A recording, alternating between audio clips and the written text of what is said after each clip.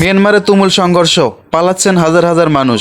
মিয়ানমারের সামরিক জান্তা বিরোধী সশস্ত্র দুটি গোষ্ঠীর মাঝে তুমুল সংঘর্ষের ঘটনা ঘটেছে।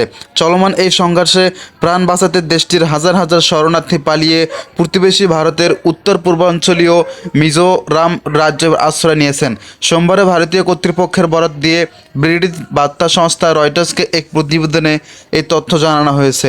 ভারতের শ্রেষ্ঠ এক নিরাপত্তা কর্মকর্তা রয়টার্সকে বলেছেন, গত 2 জুলাই মিয়ানমারের উত্তর পশ্চিমাঞ্চলীয় চীন রাজ্যের কৌশলগত বিভিন্ন এলাকার নিয়ন্ত্রণ নিয়ে প্রতিদ্বন্দ্বী দুই গোষ্ঠী চীন ন্যাশনাল ডিফেন্স কোর্স CNDF ও চীনল্যান্ড ডিফেন্সের ফোর্স ওয়ালারাম CDUH মাঝে সংঘর্ষের সূত্রপাত ঘটে।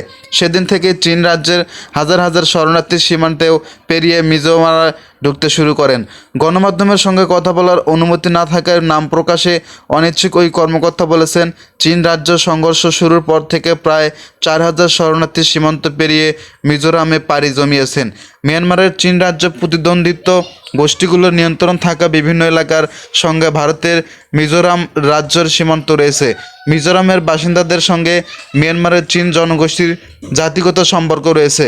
2021 সালের ফেব্রুয়ারিতে সামরিক অভ্যুত্থানের মাধ্যমে মিয়ানমারের আং সান সুচি নেতৃত্বাধীন সরকারের পতনের পর থেকেই হাজার হাজার শরণার্থীকে আশ্রয় দিয়ে আসছে মিজোরাম।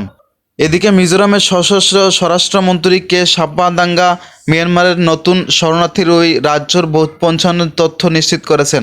তবে মিয়ানমারের থেকে আসা শরণার্থীদের সঙ্গে 3000 হতে পারে বলেও জানিয়েছেন তিনি।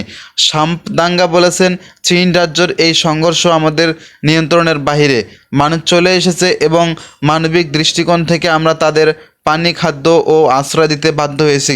আর ভারতীয় ওই নিরাপত্তা বলেছেন, রোববারের রাত পর্যন্ত রাজ্যের চাপ্পাই জেলার জখানা থেকে ও সাইফমোখাই গ্রামে মোট 3980 জন শরণার্থীকে নথিভুক্ত করা হয়েছে। তিনি বলেছেন, শরণার্থীদের এই সংখ্যা প্রাথমিক এবং ক্রমাগত তা পরিবর্তন হচ্ছে।